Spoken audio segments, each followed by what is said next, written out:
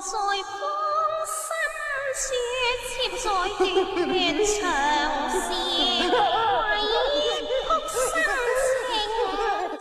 别过来！不要！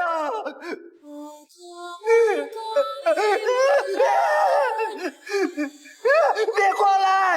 恭喜你在手机电量过半时刷到这部吓死过人的恐怖片。先问大家一个扎心的问题，如果你天生能看见别人看不见的东西，被全世界当成怪物排挤，你会选择逃离还是勇敢直面？电影的男主阿文就用一生给出了最绝望的答案。他自小拥有阴阳眼，那些常人看不见的黑影，听不懂的低语，成了他童年最挥之不去的噩梦，也让他受尽同伴的排挤和孤立。长大后，他拼尽全力逃离香港，躲到加拿大，以为能彻底斩断过往的阴影，可有些宿命从来都躲不掉。某天深夜，一通来自香港医院的电话像一把冰冷的刀划破了阿文平静的生活。他的母亲兰姨自杀未遂，昏迷不醒，一边是逃离多年的恐惧之地，一边是血脉相连的母亲。阿文别无选择，只能硬着头皮重新踏上了这片让他噩梦缠身的土地。可来到医院后，医生的话直接让阿文汗毛倒竖。你妈妈没了舌头。怎么会这样？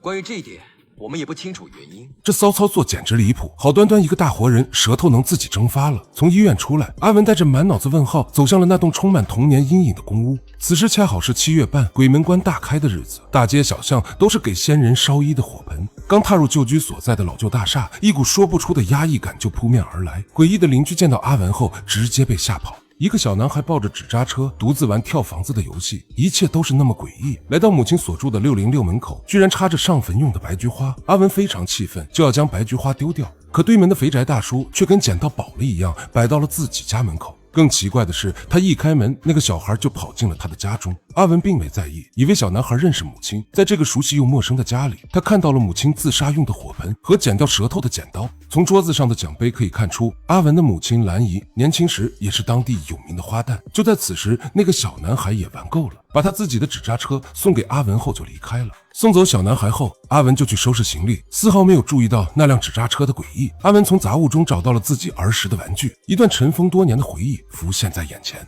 那年只有10岁，他在捡来的黑伞下玩耍，殊不知自己已经犯了大忌。民间传说鬼魂需撑伞才能现身，屋内打伞易招来阴气或亡灵。一旁的兰姨正在做饭，根本没有注意到阿文，这也是阿文噩梦的开始。床下突然传来诡异的声音，阿文向下望去，发现一只黑脚缩了回去，一转身发现那个黑影居然出现在黑伞下，阿文直接被吓得摔下了床。阿文害怕极了，把自己刚刚见鬼的事情告诉了母亲，可母亲根本不相信世界上有鬼，只以为是阿文贪玩从床上摔了下来。就在此时，母亲也看到了那把诡异的黑伞。这把伞是哪来的？收回思绪，回到现在，阿文想喝口水，早点休息，可拉开窗帘，发现一个女人正在祭拜着什么。不想多管闲事的阿文急忙爬上床准备睡觉，可墙的另一边传来了奇怪的声音。出于好奇心，阿文打开通风口查看，结果被他看到了恐怖的一幕。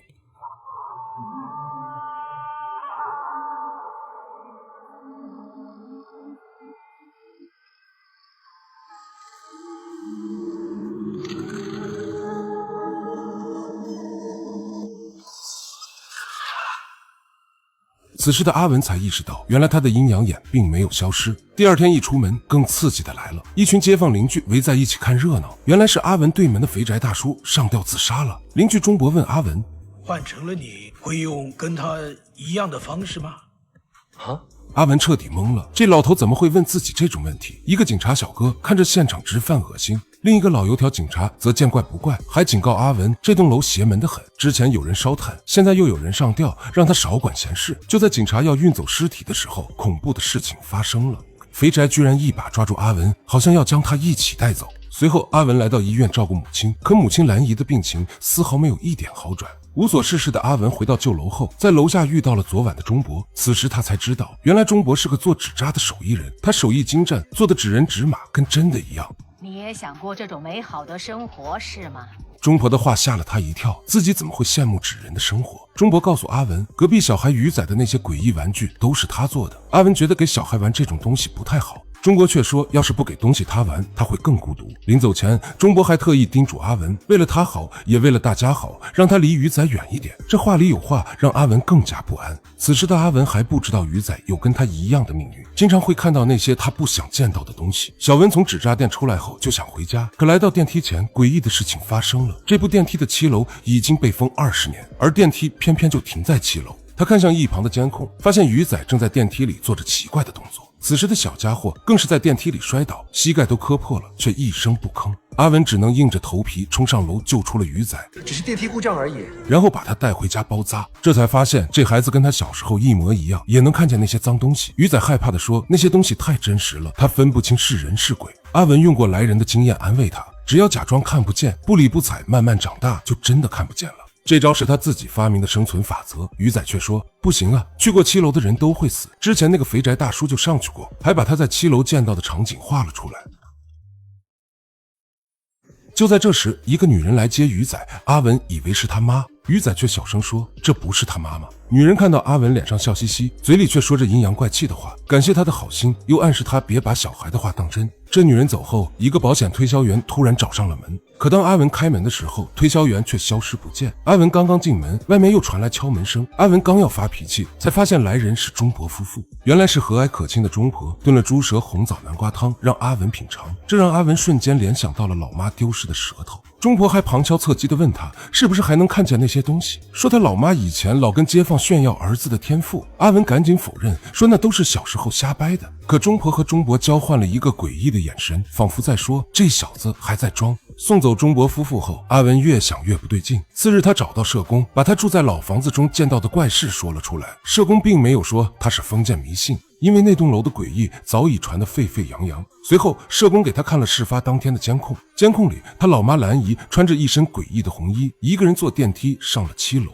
可问题是这栋楼的7楼早就封了。兰姨在7楼待了20分钟，下来后没多久，兰姨就点了火盆，然后剪了舌头。警察认定是烧炭自杀，草草结案。社工还说这栋楼怪事不止这一件，之前有好几起独居老人的案子都很蹊跷。阿文决定自己去7楼一探究竟，可阿文刚按下7楼的按钮，钟婆就出现在了电梯里。钟婆看到7楼的按钮后，顿时变了脸色。阿文见状急忙解释，我常听到楼上有很多怪声音，想上去看看。来到7楼以后，眼前的景象让他惊呆了。楼道里灯火通明，传来阵阵音乐，一群穿着复古的人正在开派对。随后他鬼使神差地来到了706，正是他楼上的房间。那扇门是一种十分诡异的红色。就在他要壮着胆子开门的时候，旁边突然传来了一阵小孩子的哭声。阿文顺着声音来到楼道尽头的房间，里面全是小孩在喊救命。阿文想要把门撞开，可门就像焊死的一样纹丝不动。阿文想要去喊派对上的人帮忙，可一转身，刚刚的景象发生了变化，所有的房间全部消失，只有楼道尽头的一扇红门。阿文想要逃离这里，那扇红门却离他越来越远。就在此时，恐怖的事情再次发生，只听黑暗中响起一阵瘆人的声音。紧接着，一个酷似楚人美的女人从黑暗中走出，阿文直接被吓得哇哇大叫，可女人并没有伤害他，反而帮他打开了一扇逃生的大门。阿文吓得屁滚尿流，赶紧报警。可警察根本不信，以为他是在湖州，因为7楼已经废弃很久，根本没人。就在此时，阿文惊恐地看到有人从楼上跳了下来。那个年轻的警察一见到尸体，老毛病又犯了。哎，你又吐了！阿文也壮着胆子上前查看，结果发现跳楼的女人居然也割掉了舌头。阿文顿时感觉脊背发凉，在看向周围的吃瓜群众时，发现他们的脸上都露出了满意的笑容。处理完跳楼事件后，警察还是跟着阿文来到了旧楼。诡异的是，从保安口中得知，7楼已经封闭了20年，没有钥匙根本上不去。拜托别胡说八道好吗？7楼已经封闭了将近20年，如果你真的看到鬼，八成是死期快到了。听完保安的话，几人冷汗都被吓了出来。来到7楼以后，果然如同保安所说，这里早已经被封闭，根本没人住。警察当场就把阿文当成了神经病，警告他再报假警就抓他。就连一直帮他的社工也开始怀疑他精神出了问题。阿文百口莫辩，他明明看到了，为什么没人相信他？被所有人孤立的阿文彻底崩溃了，童年的梦魇再次袭来。母亲兰姨得知自己能看见不干净的东西，于是便带自己去道观求助。祖师保佑，那些鬼无法靠近了。谢谢师傅，看一下四周，还看得到吗？哪会那么快生效啊？他在家把伞打开，犯了大忌，后果很严重，要封眼。不过得多花点钱，可是做完就能一劳永逸。不要，我不要。小柔，你听妈说，你最听话了，乖，很快就好了，好吗？拜托，妈，我不要。小柔，我拜托你。喂，刮风扫雨，能受邪魔。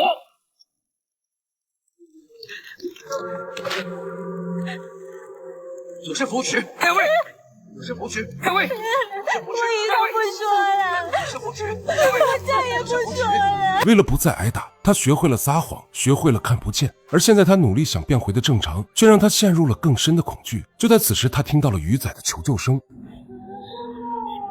于是阿文赶紧跑下楼寻找鱼仔。他不知道的是，此时的鱼仔已经被7楼的小鬼拉去玩游戏。阿文一路寻找，来到了天桥底下，他的眼前突然出现一个小女孩。阿文刚要越过小女孩继续寻找，小女孩突然变成了一个火人，这一幕差点就把阿文吓尿。阿文再也不敢多管闲事，躲在被窝里瑟瑟发抖。次日一早，他突然想起了鱼仔，他发现鱼仔家里居然没锁门，推门一看，里面全是钟伯送的纸扎礼物。拿起相册一看，鱼仔的母亲十分苍老，可眼前的这个女人却年轻貌美，难道她真的不是鱼仔的母亲？女人告诉阿文，鱼仔跟朋友出去玩了。阿文直接被吓跑。来到楼下后，诡异的事情发生了。邻居们拿着各种物品，好像在准备着什么。钟伯带着鱼仔突然出现，他告诉阿文，今天是个大日子，让阿文一起帮忙。就在此时，医院突然打来电话，原来是兰姨苏醒了过来。来到医院以后，兰姨见到儿子十分激动，可此时他已经不能开口说话。此时阿文才知道，原来当年兰姨被那几个假道士骗财骗色，他们根本不懂什么风眼。随后阿文就推着兰姨准备回家。奇怪的是，邻居们不知道遇到了什么喜事，竟然在院子里摆起了宴席。钟伯见到两人后，十分热情地招待他们入席。坐下以后，阿文顿时有一种毛骨悚然的感觉，他居然看到了上吊的肥宅大叔，还有那天从楼上跳下来的女人。就在此时，钟婆宣布了一个喜讯：时辰到啦！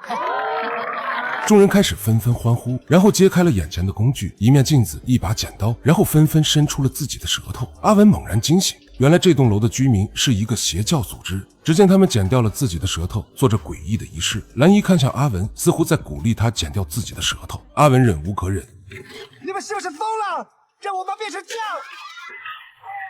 三个壮汉立刻上去将阿文按住。没有舌头的兰姨居然说话了，他劝说阿文让他留下来一家团聚，而邪教的仪式还在继续。只见几个人开开心心地抬来了纸扎房子和纸扎人，鱼仔的母亲也打扮得特别漂亮，而可怜的鱼仔被绑在烧烤架上，已经奄奄一息。原来他们定期献祭小孩，来换取所谓的美好将来和安稳生活。这也是他在7楼见到被困小孩的原因。阿文爆发了洪荒之力，挣脱3个大汉要去救下鱼仔，可紧接着一股眩晕感袭来，原来他刚刚喝的汤里被人下了药。在他失去意识前，钟婆对他说：从这一刻开始，你就是一个全新的人。下一秒，阿文就醒了过来。一旁的警察告诉阿文，是他救了阿文，送到了医院。不一会，母亲还带着一个孕妇来看望他。奇怪的是，母亲恢复了正常，而那个孕妇自称是自己妻子。两人一直劝说阿文，他以前看到的都是幻觉。可阿文心里明白，这里看似天堂，实际上才是幻境。他刚要开门逃跑，发现木门变成了纸扎门，他一下撞破纸扎门，就破了幻境。钟伯见他醒了过来，就递出了手里的剪刀。阿文接过剪刀，没有剪掉自己的舌头，而是狠狠地扎进了钟伯的腰子中。随后他成功救出了鱼仔。到这里，影片结束。总结，这是一部氛围感拉满的港式都市恐怖佳作。影片以男主返乡为切入点，依托老旧屋村的压抑环境，结合阴阳眼、邻里鬼事、民俗禁忌等港式恐怖元素，层层揭开尘封多年的悲伤往事。影片摒弃俗套的血腥惊吓，以心理恐惧为主，用诡异的邻里群像、细碎的灵异意象，隐喻人性、冷漠与集体麻木。鬼神只是外壳，真正的恶源于人性的偏见与自私。整体节奏阴郁，克制剧情伏笔缜密，氛围感贯穿全程，既有经典港鬼韵味，又饱含现实隐喻，后劲十足。我是小 K，我们下期见。